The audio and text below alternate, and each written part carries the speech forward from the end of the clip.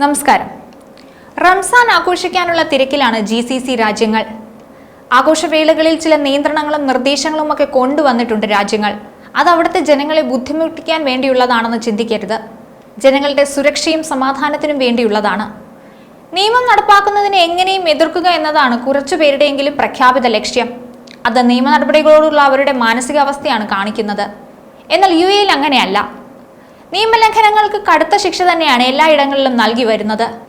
ലോകത്തിന്റെ എല്ലാ ഭാഗത്തു നിന്നുള്ള പ്രവാസികളുള്ള സ്ഥലമായതിനാൽ ഓരോ രാജ്യത്തു നിന്നും എത്തുന്നവരുടെ മനസ്ഥിതി അനുസരിച്ച് നിയമം പാലിക്കലും നിയമം ലംഘിക്കലും ഒക്കെ ഉണ്ടാകാറുണ്ട്. അനധികൃതമായി പടക്കങ്ങൾ വിൽക്കുന്നവർക്ക് 1 ലക്ഷം ദിർഹം പിഴയും ഏറ്റവും കുറഞ്ഞത് 1 വർഷം വരെ ജയിൽ ശിക്ഷയും ലഭിക്കുമെന്നാണ് ദുബായ് പോലീസിന്റെ മുന്നറിയിപ്പ്. പെരുന്നാൾ ആഘോഷങ്ങൾ സുരക്ഷിതമാക്കാൻ എല്ലാവരും നിയമങ്ങളും നിയന്ത്രണങ്ങളും പാലിക്കണമെന്നും അധികൃതർ അറിയിച്ചിട്ടുണ്ട്.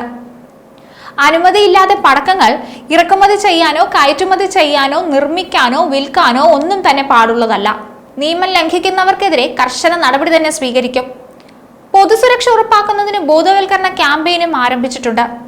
പടക്കങ്ങൾ ഉപയോഗിക്കുന്നതിലെ അപകടങ്ങളെക്കുറിച്ച് രക്ഷിതാക്കൾ കുട്ടികളെ പറഞ്ഞ് മനസ്സിലാക്കണമെന്നും അധികൃതർ സൂചിപ്പിക്കുന്നുണ്ട്. വിനോദത്തിൽ തുടങ്ങി ചിലപ്പോൾ ദുരന്തങ്ങളിലാണ് പടക്കങ്ങൾ കൊണ്ടെത്തിക്കുന്നത്. പല ആഘോഷ പരിപാടികൾക്കിടയിലും പടക്കങ്ങൾ കൊണ്ട് അബദ്ധങ്ങളിലൂടെ അപകടങ്ങളെ വിളിച്ചു വരുത്താറുണ്ട്.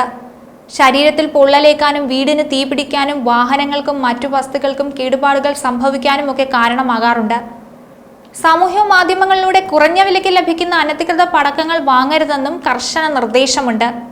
സൂക്ഷിച്ചാൽ ദുഃഖിക്കേണ്ട എന്നാണ് അധികാരികൾ ഓർമ്മിപ്പിക്കുന്നത്. ആഘോഷങ്ങളൊന്നും അതിരുകടക്കാൻ പാടുള്ളതല്ലെന്നും UAE പറഞ്ഞു വെക്കുന്നുണ്ട്. അതേസമയം നഗരപരിധിയിൽ 87,072 പാർക്കിംഗ് കൂടി പേ പാർക്കിംഗ് ആക്കി എന്നാണ് വിവരം. അതായത് ഇനി മുതൽ പണം അടയ്ക്കണം. 1 മുതൽ 5 മണിക്കൂർ വരെയാണ് ഹ്രസ്വ ദീർഘസമയ പാർക്കിംഗ്.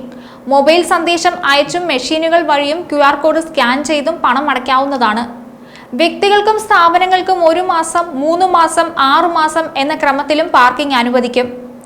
ഒരാൾക്ക് 2 മേഖലകളിൽ മാത്രമാണ് ഈ സൗകര്യം ലഭിക്കുക എന്നാണ് പറഞ്ഞിരിക്കുന്നത്. അപേക്ഷകരുടെ താൽപര്യപ്രകാരം ഇത് പുതുക്കാനാകും. നിലവിലുള്ള പാർക്കിങ്ങുകളിൽ 26%-ലും ഔദ്യോഗിക അവധി ദിവസങ്ങളിലും വാരാന്ത്യങ്ങളിലും പാർക്കിംഗ് ഫീസ് നൽകണം. നീല ബോർഡ് വെച്ച് ഈ മേഖലകൾ വേർതിരിച്ചിട്ടുണ്ട്. പേ പാർക്കിംഗ് രാത്രി 12 വരെ നീട്ടിയത് ചില മേഖലകളിൽ പാർക്കിംഗ് കയ്യേറ്റം കുറച്ചിട്ടുണ്ടെന്നാണ് പറയുന്നത്. ഫുട്പാത്തിലേക്ക് കയറ്റിയുള്ള പാർക്കിങ്ങുകൾ തടയുന്നതിന്റെ ഭാഗമായി ചില മേഖലകളിൽ ഇത്തരം സ്ഥലങ്ങൾ അടച്ചിട്ടു. വൃത്തിയില്ലാത്ത 124 പാർക്കിംഗ് സ്ഥലങ്ങളും അടച്ചു പൂട്ടിക്കഴിഞ്ഞു. നിയമം ലംഘിച്ചും മറ്റു വാഹനങ്ങൾക്ക് തടസ്സമുണ്ടാക്കിയും പാർക്ക് ചെയ്യുന്നവരെ കണ്ടെത്താൻ ആധുനിക നിരീക്ഷണ സംവിധാനങ്ങളുണ്ട് എന്നോർത്തോളൂ. ഓരോ വർഷവും പുതിയ മേഖലകൾ പേ പാർക്കിംഗ് പരിധിയിലാക്കുകയാണ്.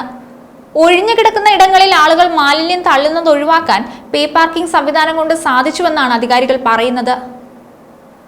മറ്റൊരു വീഡിയോയുമായി വീണ്ടും കാണാം. ന്യൂസ് ഡെസ്ക് ഇന്നടും മലയാളം.